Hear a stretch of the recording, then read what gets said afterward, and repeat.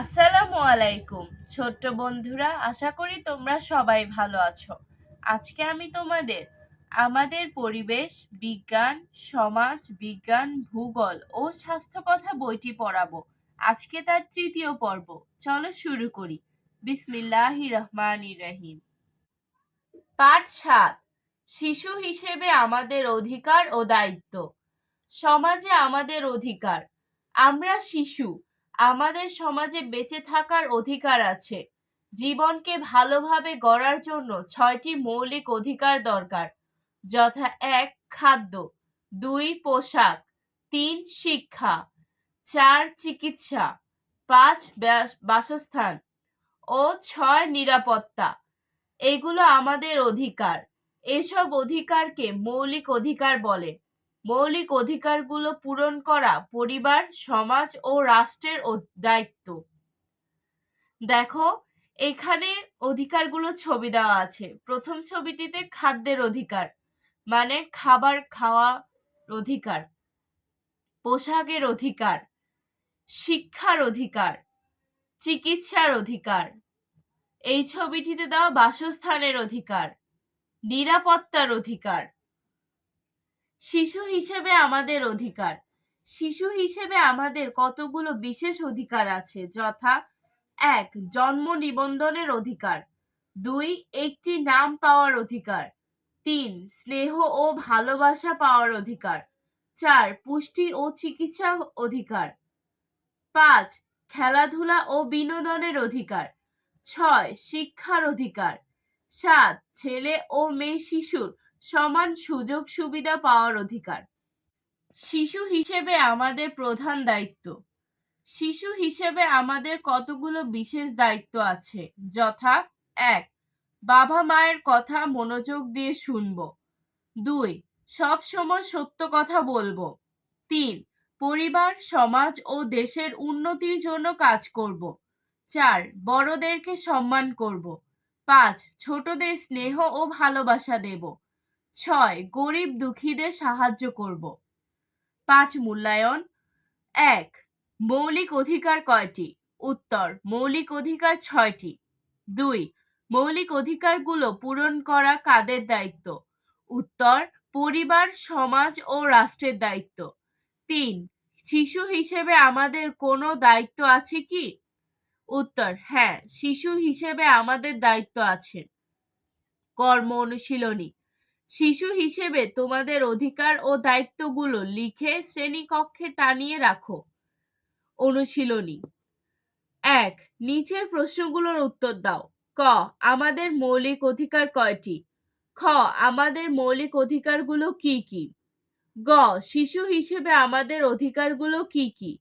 ঘ. শিশু হিসেবে আমাদের প্রধান দায়িত্বগুলো কি কি? তোমরা এই প্রশ্নগুলোর উত্তর দিবে। যেমন ক লেখা আছে, আমাদের মৌলিক অধিকার কয়টি? উত্তর: আমাদের মৌলিক অধিকার ৬টি। ২. ডান পাশ থেকে সঠিক শব্দটি বেছে নিয়ে শূন্যস্থান পূরণ করো। ক. আমরা। তোমরা ডান পাশ থেকে শব্দগুলো নিয়ে এই শূন্যস্থানগুলো পূরণ করবে। যেমন আমরা শিশু, ডান পাশে শিশু শব্দটি আমি এখানে নিয়ে এই শূন্যস্থানটা পূরণ করব। পাঠ ৮।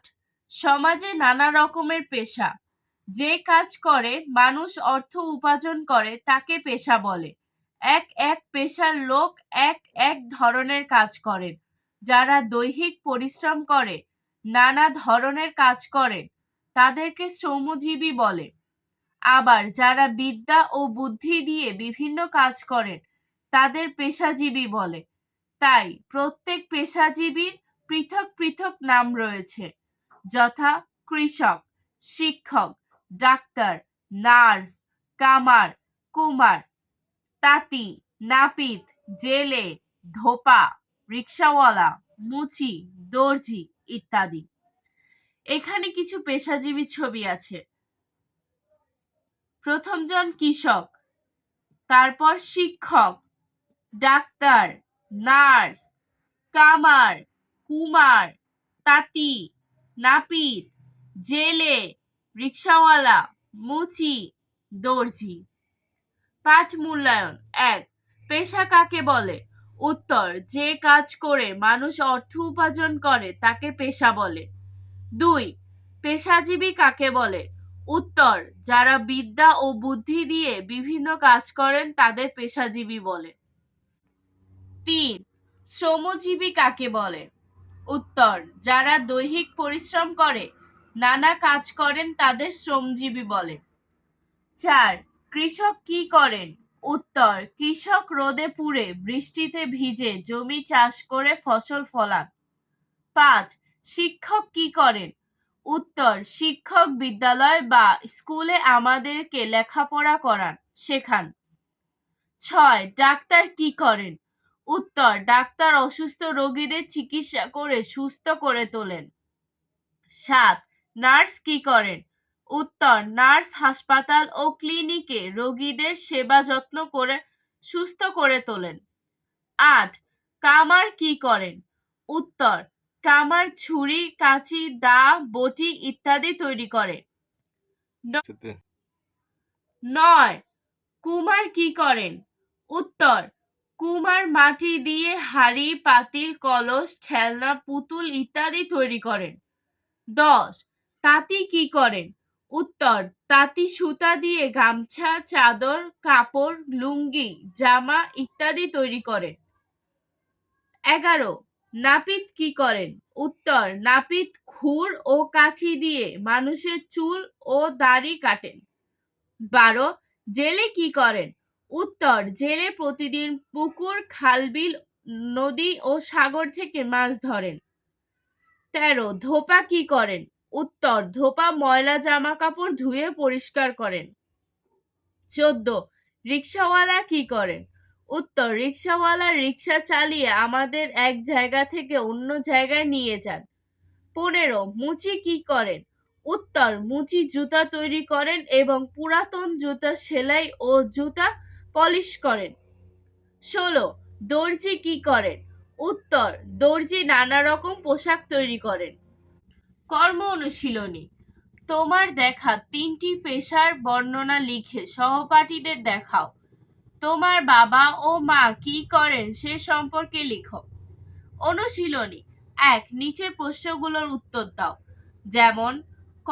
পেশা কাকে বলে? পেশা হলো যে কাজ করে মানুষ অর্থ উপার্জন করে। ২.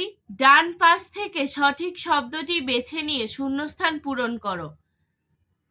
ক. যে কাজ করে মানুষ অর্থ উপার্জন করে তাকে পেশা বলে। ৩. সঠিক উত্তরের পাশে টিকচিহ্ন দাও। যেমন: ১. কে আমাদের লেখাপড়া শেখান? ঘ. উত্তর: ঘ. শিক্ষক। ৪. সত্য হলে স এবং মিথ্যা হলে মি লেখো। ক. যারা দৈহিক পরিশ্রম করে নানা কাজ করেন তাদেরকে শ্রমজীবী বলে। সত্য, এজন্য আমরা এখানে স লিখব। পাঠ ৯. সামাজিক, ধর্মীয় ও জাতীয় উৎসব। সামাজিক ও ধর্মীয় উৎসব। যেসব অনুষ্ঠান সামাজিকভাবে পালন করা হয় তাকে সামাজিক উৎসব বলে। যেমন: বিয়ে, জন্মদিন, নববর্ষ, মেলা, খেলাধুলা, সাংস্কৃতিক অনুষ্ঠান ইত্যাদি। আমাদের সমাজে প্রধানত মুসলমান, হিন্দু, খ্রিস্টান ও বৌদ্ধ ধর্মের লোক বাস করেন। প্রতিটি সমাজে নানা রকম ধর্মীয় অনুষ্ঠান হয়। যেমন: মুসলমানদের ঈদ, হিন্দুদের দুর্গাপূজা, খ্রিস্টানদের বড়দিন, বৌদ্ধদের বৌদ্ধ পূর্ণিমা ইত্যাদি। নিচে বড় বড় উৎসবগুলোর নাম দেওয়া আছে: ঈদ, দুর্গাপূজা, বড়দিন, বৌদ্ধ পূর্ণিমা। জাতীয় উৎসব। বাংলাদেশে রাষ্ট্রীয়ভাবে যেসব উৎসবগুলো পালন করা হয় তাকে জাতীয় উৎসব বলে। যেমন: ২১শে ফেব্রুয়ারি শহীদ দিবস, ২৬ মার্চ স্বাধীনতা দিবস এবং ১৬ ডিসেম্বর বিজয় দিবস। ১৯৯১ সালে ইউনেস্কো ২১ ফেব্রুয়ারি আন্তর্জাতিক মাতৃভাষা দিবস হিসেবে ঘোষণা করেছে। ১৯৭১ সালে বাংলাদেশ স্বাধীন হয়। এখানে কিছু জাতীয় দিবসের ছবি দেওয়া আছে। প্রথমটি হলো 21শে ফেব্রুয়ারি শহীদ দিবস, 26শে মার্চ স্বাধীনতা দিবস, 16 ডিসেম্বর বিজয় দিবস, 1971 সাল স্বাধীন বাংলাদেশ। 5 মূল্যায়ন। 1. সামাজিক উৎসব কাকে বলে? উত্তর, যেসব অনুষ্ঠান সামাজিকভাবে পালন করা হয় তাকে সামাজিক উৎসব বলে। 2. আমাদের সামাজিক উৎসব কি কি? উত্তর, বিয়ে, জন্মদিন, নববর্ষ, মেলা, খেলাধুলা, সাংস্কৃতিক অনুষ্ঠান ইত্যাদি। 3. আমাদের সমাজে প্রধানত কোন কোন ধর্মের লোক বাস করে? উত্তর, আমাদের সমাজে প্রধানত মুসলমান, হিন্দু, খ্রিস্টান ও বৌদ্ধ ধর্মের লোক বাস করে। ভিডিওটি অনেক বড় হয়ে যাচ্ছে, তোমরা এই প্রশ্নগুলো পড়ে নিবে, আমি আর এগুলো পড়লাম না। কর্ম অনুশীলনী। ঈদের দিন তুমি কোন কোন বন্ধুর বাড়িতে গিয়েছিলে তা নিয়ে সহপাঠীদের সাথে আলোচনা করো। অনুশীলনী 1. নিচের প্রশ্নগুলোর উত্তর দাও। যেমন, সামাজিক উৎসব কাকে বলে? যেসব অনুষ্ঠান সামাজিকভাবে পালন করা হয় তাকে সামাজিক উৎসব বলে। 2. ডান পাশ থেকে সঠিক শব্দটি বেছে নিয়ে শূন্যস্থান পূরণ করো। যেমন, 1971 সালে বাংলাদেশ স্বাধীন হয়। আমি এই স্বাধীন শব্দটি এখানে বসে শূন্যস্থান পূরণ করলাম। তোমরা এভাবে পূরণ করে নিবে। আজকে এই পর্যন্তই।